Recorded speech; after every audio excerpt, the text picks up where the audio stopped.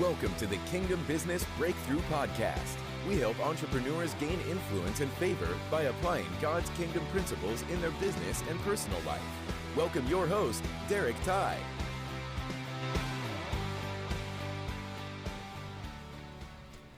Welcome back to another episode of the Kingdom Business Breakthrough Podcast with your host, Derek Ty, and just wanted to say thank you so much for listening. I started this podcast about a year ago or so, and I told myself, you know what, even if a couple people were listening, I would keep doing these episodes. And so today I went into my podcast, software, and I was a little, I hadn't done this in a couple months. So, those of you who are listening to this in the future, which I guess it's always going to be in the future after you've listened to me recording it in the past. But we're today is May 27th, 2020. And we're coming out of this COVID crisis. Basically, stores are starting to reopen, restaurants are reopening, the country is just reopening. And for the last 60 days, there's been a lot of people out there who have had differing opinions on both sides of the aisle on how to open, when to open, should we open. So I just thought I'd give you my 2 cents on everything since there's so many talking heads out there. And from a entrepreneur's perspective, just wanted to let you know kind of what we've been doing over the last 60 days and what our plans are going forward and what we've seen in terms of economic inputs, things like that. So first of all, let's talk about, when this COVID crisis first started, it was basically the end of March, and that was the last time I recorded a podcast. And since then, I've been on about 8 other podcasts where people have interviewed me, which has been great, mainly for the release of my new book, which is The 7 Levers for Success in Selling Real Estate. And I've been really grateful that that book did go on to the Amazon kind of new releases. It went temporarily onto the bestseller list for about a week on the real estate category, which was really cool. But this episode is not about the book. But what happened was I ended up getting all these interviews and the podcast went out. So instead of me recording my own podcast episodes, I've been on other people's podcasts, which is good in terms of getting the exposure out there for the book and for the coaching and for the market ready report system that we built. But it, obviously it did not leave as much time for me to do this one. So I don't know about you guys, but if you, are honest with yourself, maybe I'm being honest with me right now. At first I was pretty scared about this virus, and I thought, oh my gosh, all these people are going to get sick and they're going to die. And, I was really, I was in this lockdown mentality, like, okay, let's do what we got to do, flatten this curve. And then after a few weeks, looking at some data, and, my wife is a nutritional therapist, so she has lots of access to kind of the underground doctors and nutritionists and holistic healthcare practitioners, and hearing what they had to say about, herd immunity and building up immunity and kind of the real facts and figures behind COVID codings and the hospitals and hospital furloughs and employees and all that such. I started having a little bit different perspective on things. And, this podcast mainly is geared toward kingdom entrepreneurs, people that are faith-based entrepreneurs. So you guys can hear me when I say this. I do not have all the answers. I'm not claiming I'm statistically superior or have any kind of knowledge no one else has. But I decided to start doing my own research and looked at my own exploration of CDC data, the WHO data. I went on Worldometers pretty much every day, started looking at the actual infection rates, death rates, etc., and realized that there's really, in my opinion, not a real justifiable reason to shut all the businesses down. So in our personal business, I spent a couple weeks kind of letting the economy kind of shut down a little bit and spend a little bit more time with family and friends. And I did a lot of work on my farm, including building some mountain biking trails and doing some yard maintenance and removing honeysuckle bushes, all kinds of stuff like that. But basically, so once I kind of started crawling out of that a little bit, my clients kept calling me. We had people that wanted to list their homes, people that wanted to buy homes. We listed several properties during the last 2 months, and they all have either sold or have had showings on them. So that's been good. So the main reason why I'm saying all that is, my first reaction was pretty much like most people, probably very scared, like, hey, we got to do everything we can. As I saw some numbers coming out and some inconsistencies in the way reporting was done, I started having a little less fear there. And then also just the more praying and studying of the word I did, I realized that this is probably not something I should be scared of. As the next 4 to 6 weeks went on, our business has steadily increased. The number of appointments we've gone on has increased. I still have had multiple clients want me to meet with them at their homes, to list their homes, to tell them what to do to get it ready for sale. And if you're a real estate agent like me out there, you're probably still showing houses. Everything we've done pretty much normal except for closings, which, people have shown up with masks on and gloves on. And I've also seen some virtual open houses versus like the big normal open houses, but they've actually allowed us to go back to doing normal open houses again. So that is all changed. But what I did notice a little bit of fear still in me was for the actual the economic impact of it. So, I don't have any fear in terms of the virus itself or what it could do to me or my family. And I do have a daughter who's 8, who's what they consider immunocompromised, and also I have a mother who's 80 years old who is also in that same category. Yet the more and more I've thought about it, prayed about it, sought wise counsel, is that I should not be worried about those people, and they don't seem to be. My daughter isn't worried, and my mom isn't worried. So it's like, why should I be worried for them? But then I did find myself I found myself not fearing the physical virus, but even this morning, I had some anxiety over, even though we are still busy in the real estate business, we're not closing as many transactions. And the way that we get paid as a real estate company is we get paid on closings.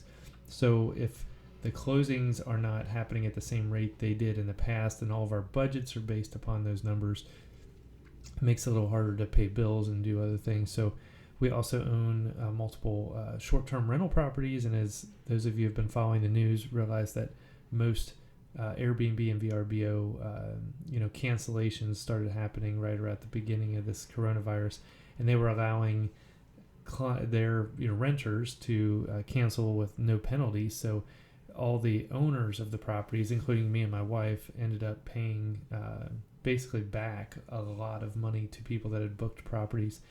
And fortunately, God is so good to us. He, provided us with other renters that came in their place. We had one couple that was in our property for 6 weeks, another one for 5 weeks. And typically the longest rental period that we ever see is about a weekend or a week at a time.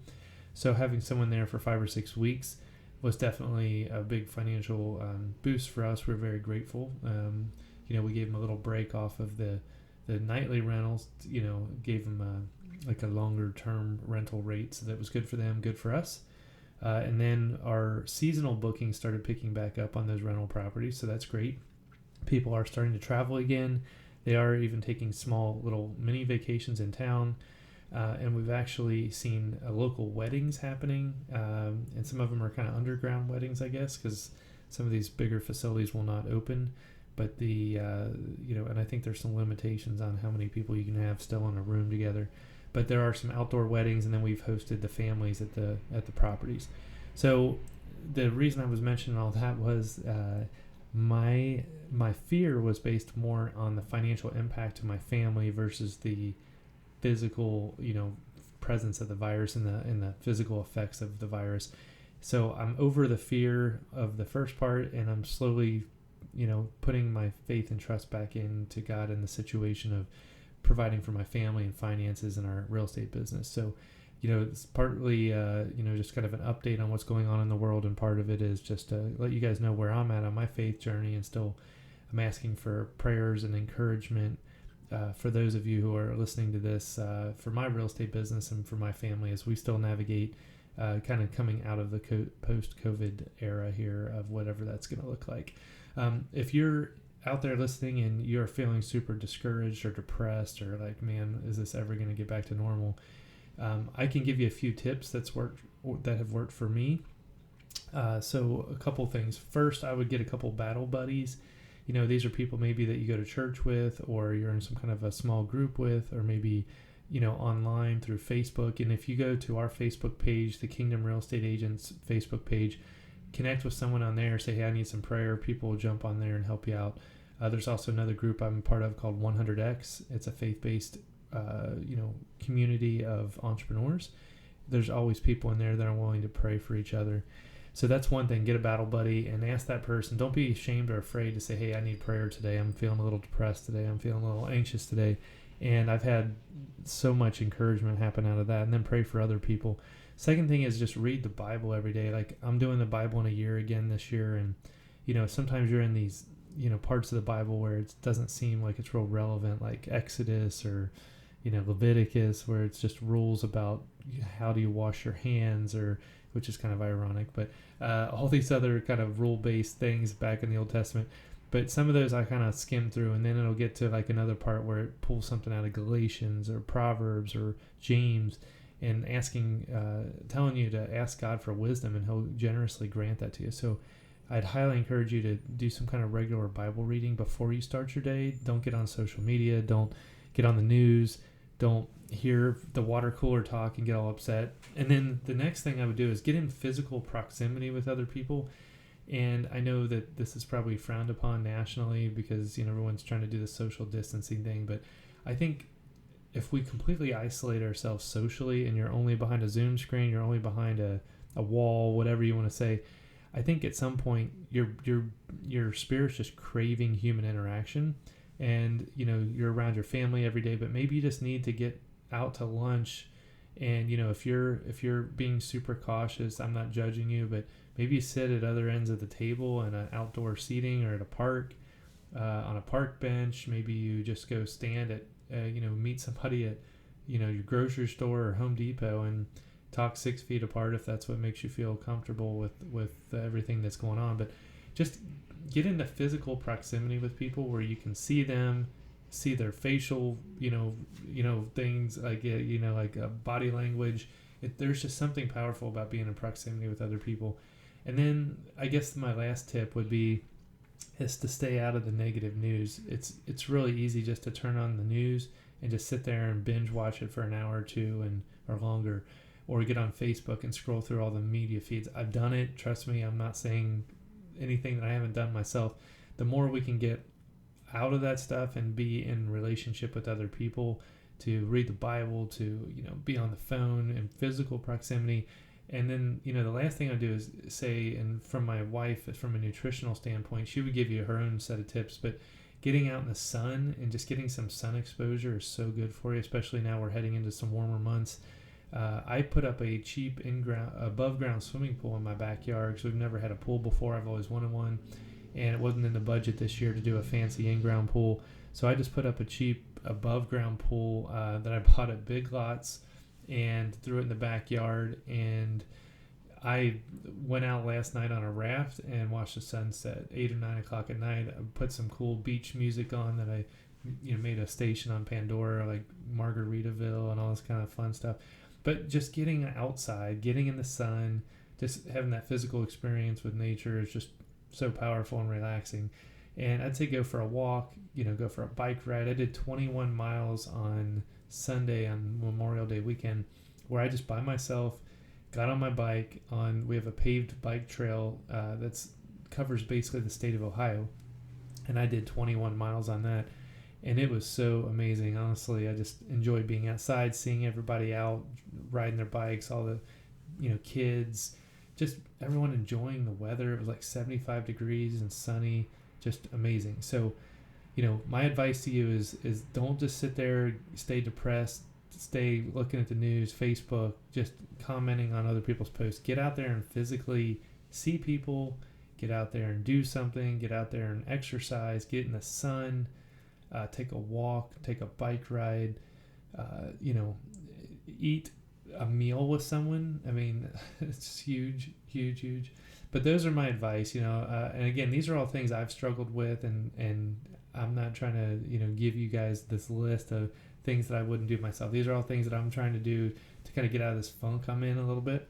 and support other people in your life that might be going through this too. Reach out to people that may not be hearing from other people. Maybe you have older people in your life, or people that are just truly scared to death of the virus. Find ways to serve those people and reach out to them. And then I guess the last thing I'll say is try to not judge other people. I've fallen into this trap where I have these strong mindsets and opinions about things, and I want everyone else to feel the same way. And when they don't, your first reaction is to think, oh, that person's wrong and that person's wrong. So I guess my thought there is that we're all on this different journey of faith, and some of us have a little bit of faith, and some of us have a lot of faith, and some of us have a little bit of faith in finances, and some of us have a lot of faith in finances, and some of us have a little bit of faith in physical health, and some of us have a lot of faith in physical health. But we all have these different spectrums out there, so it's unfair for us to basically judge other people and how they're reacting to all this. So let's give each other some grace and love and support each other, and just be a friend to other people. That's the best thing I can say. So I hope this message finds you well. If you're looking for some additional coaching or encouragement or whatever, just reach out to me. You can do that on the Kingdom Real Estate Agents Facebook page. You can email me directly, derek@derekty.com, or just check out any of our resources online. Go back and listen to some other podcasts we've done. You can also check out my wife's podcast. She does such a great job on the physical wellness side, and that is jessicaty.com. And her podcast is Keto Lifestyle with Jessica Ty. So I hope you're all doing well, and we'll see you next time. Thanks. Thanks for listening to the Kingdom Business Breakthrough Podcast. For more resources to help you grow as a kingdom entrepreneur, go to kingdombusinessbreakthrough.com. If this podcast has impacted you, be sure to subscribe and share with a friend. He was and is to come, the Savior, Redeemer, the Father, the Son. 'Cause the Spirit is on me, a fire within, Creator, Sustainer.